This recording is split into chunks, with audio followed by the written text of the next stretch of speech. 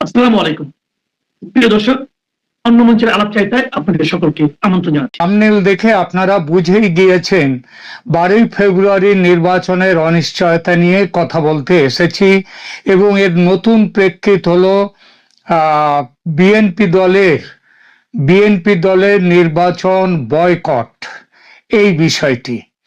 12ই ফেব্রুয়ারির ভোট হবে কি হবে না এ বিষয়ে ঘোর সন্দেহ যেমন বাংলাদেশে তেমন বাংলাদেশের বাইরেও। ভোট শুরু না হলে কেউ বলতে পারবে না যে ভোট হচ্ছে, আর সন্ধ্যায় ভোট শেষ না হলে কেউ বলতেও পারবে না যে ভোট আদৌ ঠিকঠাক হলো কিনা, এবং এর মধ্যে ভোট চলার মধ্যে কোনো দল মাঠ থেকে বেরিয়ে যাওয়ার সিদ্ধান্ত নিয়েছে কিনা। এই অনিশ্চয়তার অনেক কারণ: গুরুতর সহিংসতা, আইন শৃঙ্খলা ব্যবস্থার চূড়ান্ত অবনতি, সন্ত্রাসবাদীদের আস্ফালন, বাইরে এই 2024-এর সেই গণ অভ্যুত্থান, গণ আন্দোলন বা অভ্যুত্থান বা ষড়যন্ত্র যেটাই বলুন, সেই সময় পুলিশের হাত থেকে বিপুল সংখ্যক অস্ত্র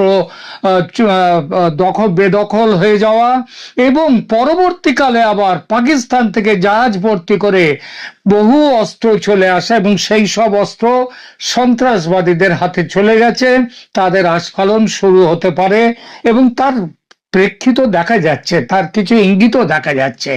আর এসবের ওপর আওয়ামী লীগের ভোট বয়কট এটা তো আছেই, কিন্তু এই সব কিছু ছাপিয়ে আছে মোহাম্মদ ইউনূসের প্রত্যক্ষ মদতে ব্যাপক নির্বাচনী জালিয়াতির, যেটা আগে হয়ে গেছে এবং ভবিষ্যতে ভোটের সময় হবে, সেই সব অভিযোগ।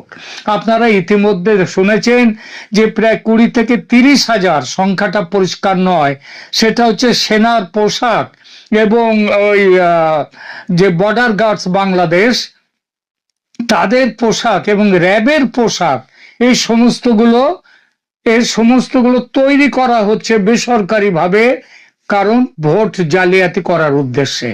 এটা দিনের আলোর মতো স্পষ্ট হয়ে উঠেছে যে সরকারি প্রশাসন যন্ত্র একেবারে খোলাখুলি জামাতের পক্ষে কাজ শুরু করেছে, যাতে জামাত জোট ক্ষমতায় আসে। ক্ষমতা দখলের ব্যাপারে জামাত বর্তমানে এতটাই নিশ্চিত যে জামাতের আমির প্রকাশ্যে বলেছেন নাহিদ ইসলাম মন্ত্রী হবেন। আপনারা খবরের কাগজে পড়েছেন সে খবর, এটা বহুল প্রচারিত হয়ে যাচ্ছে। শোনা যাচ্ছে তার দপ্তর পর্যন্ত, কোন দপ্তর তিনি নেবেন সেটাও ঠিক হয়ে গেছে। শুধু নাহিদ ইসলাম নয়, আগামী সরকারে কারা মন্ত্রিত্ব পাবেন সে তালিকাও তৈরি হয়ে গেছে।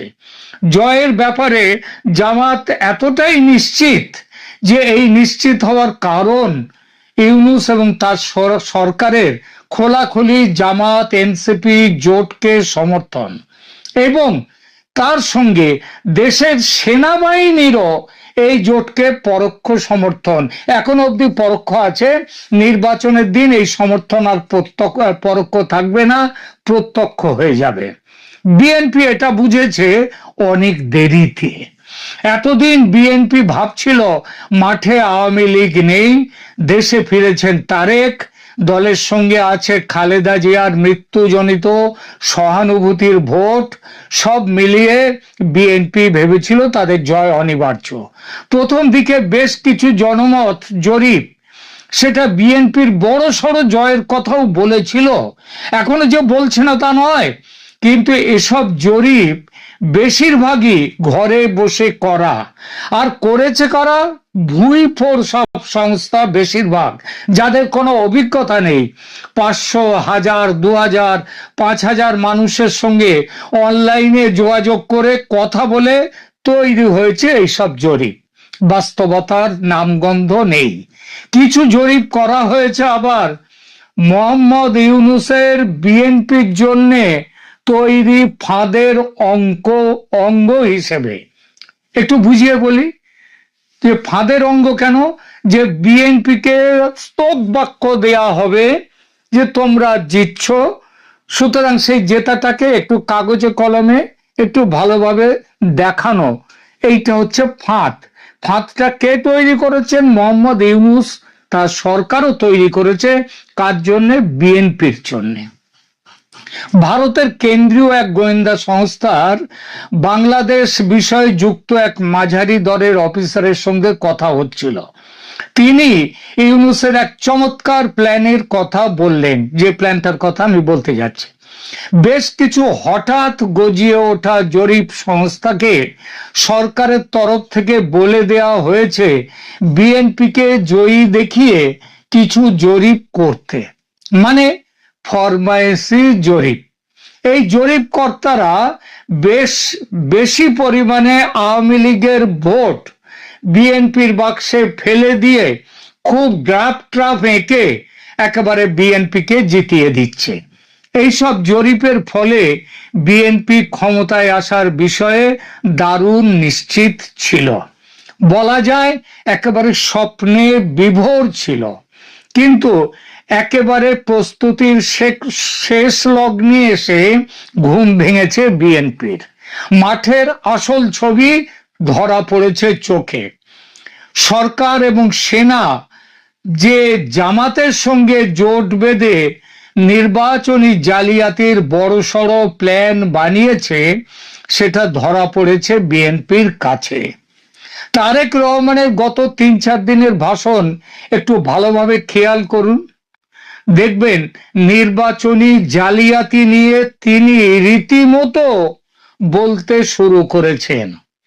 এর সঙ্গে যুক্ত হয়েছে জুলাই সনদ নিয়ে গণভোটের ব্যাপারে দলের মধ্যকার পুরনো মতবিরোধ। গণভোটে হ্যাঁ নাকি না, কোন দিকে যাবে বিএনপি, সে নিয়ে দলের রীতিমতো দ্বন্দ্ব। এই ব্যাপারে স্বয়ং তারেক রহমান, তার ভোট কিন্তু নায়ের পক্ষে। খেয়াল করে দেখবেন গণভোট নিয়ে তিনি প্রায় কথাই বলেন না। শেষ পর্যন্ত তিনি নাকি এই সিদ্ধান্তে পৌঁছেছেন, হ্যাঁ ভোট জিতলে ক্ষমতা দখল নিতে কমপক্ষে 180 কার্য দিবস বা 270 দিনের মতো মোট দিবস অপেক্ষা করতে হবে তাকে। তারপরেও যে তিনি ক্ষমতায় বসবেন তারও কোনো ঠিক নেই। এবং সেই ক্ষমতা যদি তিনি পানও, যদি ভোটে জেতেনও, তাহলেও ইউনূস ক্ষমতা ছাড়বেন না।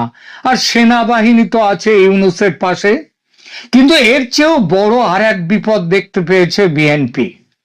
তারেক রহমান দলের পক্ষ থেকে অতি সংগোপনে খুব বিশ্বাসী একটি সংস্থাকে দিয়ে নির্বাচনে বিএনপির ফলাফল কেমন হতে পারে এই নিয়ে একটা সার্ভে করিয়েছেন। কে? তারেক রহমান স্বয়ং, যার খবর পার্টির ভেতরের অনেকেও জানেন না। এটা একেবারেই ইন্টারনাল সার্ভে। সেই সার্ভে তাদের রিপোর্ট দিয়েছে তারেক রহমানের হাতে। আর রিপোর্ট দেখে তারেক সাহেবের চক্ষু চড়ক গাছ। সেখানে বলা হয়েছে এবার তো ভোট হচ্ছে মোট বোধহয় সম্ভবত জামাত 298টা আসনে ভোট হচ্ছে। এই 298 আসনের মধ্যে 170 থেকে 180টি আসন পাবে বিএনপি, এই আসন পাবে জামাত জোট। বিএনপি পাবে 110টার মতো। তারেক রহমান এই সার্ভের ব্যবস্থা করেছিলেন তারেক রহমান ভারতের গোয়েন্দা সংস্থার রিপোর্ট পাওয়ার পর। কখন করেছিলেন? ভারতের গোয়েন্দা সংস্থা একটা প্রিলিমিনারি রিপোর্ট তারেক রহমানকে দিয়েছিলেন। আপনারা জানেন তারেক রহমান লন্ডন থেকে দেশে ফিরে এসছেন এবং এই ফিরে আসার ব্যাপারে ভারতের বিরাট বড় ভূমিকা ছিল এবং তখন থেকেই তারেক রহমানের সঙ্গে ভারতের সম্পর্কটা আরো ঘন হয়েছে। ভারতের মানে রিসার্চ অ্যান্ড অ্যানালিসিস উইং তাদের রিপোর্টে বলেছিল বিএনপি নির্বাচনে 130টার মতো আসন পাবে, জামাত জোট পাবে 155 থেকে 160, আর তারেক রহমানের নিজের সংস্থাও মোটামুটি এই কাছাকাছি রিপোর্ট দিয়েছে। আর এই রিপোর্ট পেয়ে তারেক রহমান স্বর্গ থেকে মাটিতে পড়ে গেছেন। এই পরিস্থিতি থেকে উদ্ধার পেতে তিনি অন্য চিন্তা করছেন খুব সিরিয়াসলি। কি সেই চিন্তা? চিন্তাটা হচ্ছে আজ বা কালের মধ্যে, অর্থাৎ নির্বাচনের একদিন আগেই বিএনপি নির্বাচনে জালিয়াতির অভিযোগ তুলে ভোট বয়কটের ঘোষণা দেবে। বিএনপির পক্ষে এই যে কারণ, অর্থাৎ এই জালিয়াতি, এটা আগে থেকেই মজুত আছে এবং বিএনপি সেই ব্যাপারটা নিয়ে কথা বলে আসছে। দীর্ঘদিন ধরে বিএনপি দাবি করে আসছে যে বর্তমান প্রশাসনিক কাঠামোতে, মানে ইউনূস সরকারের প্রশাসনে সুষ্ঠু নির্বাচন সম্ভব নয়। এখন তারা দেখছে যে নির্বাচনে জালিয়াতির আলামত স্পষ্ট এবং মাঠ তাদের অনুকূলে নেই। সুতরাং পরাজয়ের চেয়ে জালিয়াতির অভিযোগটা তুলে, যে অভিযোগ খুবই সত্যি, সেটা তুলে বেরিয়ে যাওয়াটা কৌশলগতভাবে অনেক লাভজনক। নির্বাচনের ফলাফলে শোচনীয় পরাজয় হলে দলের মনোবল ভেঙে যেতে পারে। তার চেয়ে ভোট কারচুপির অভিযোগ তুলে রাজপথে আন্দোলন গড়ে তোলা এবং আন্তর্জাতিক মহলের দৃষ্টি আকর্ষণ করা বিএনপির জন্য দীর্ঘমেয়াদী রাজনীতির অংশ হবে। রাজনীতিতে শেষ কথা বলে কিছু নেই। বিএনপির মতো বড় দল যদি শেষ মুহূর্তে সরে দাঁড়ায় নির্বাচন থেকে, তবে সেটা নির্বাচনকেই ভণ্ডুল করে দেবে। কারণ নির্বাচনী গ্রহণযোগ্যতাকে যে সেটা প্রশ্নবিদ্ধ করবে, শুধু তাই নয়, 12 ফেব্রুয়ারির নির্বাচনটাই বন্ধ হয়ে যাবে। এর আগে আওয়ামী লীগের বিরুদ্ধে নির্বাচনে জালিয়াতির অভিযোগ ও নিরপেক্ষ কেয়ারটেকার সরকারের অধীনে নির্বাচন করানোর দাবি তুলে বিএনপি ভোট বয়কট করেছে। আর এবার ইউনূস সরকারের বিরুদ্ধে জামাত জোটের পক্ষে পক্ষপাতিত্বের অভিযোগ তুলে নির্বাচন বয়কট করতেই পারে বিএনপি। শুধু এই নয়, এবার তারা দাবি করছে এই পক্ষপাত দুষ্ট ইউনূস সরকারকে হটিয়ে তার জায়গায় নতুন ও নিরপেক্ষ তদারকি সরকার গঠন করে নতুনভাবে নির্বাচনের ব্যবস্থা করতে হবে। দেখুন, বিএনপির রাজনৈতিক ইতিহাসে ভোট বয়কট কেবল একটি প্রতিবাদ নয়, বরং এটি তাদের একটি বড় রাজনৈতিক কৌশল। এর আগে আওয়ামী লীগ সরকারের অধীনে জালিয়াতির আশঙ্কায় তারা নির্বাচন বর্জন করেছিল। এখন ইউনূসের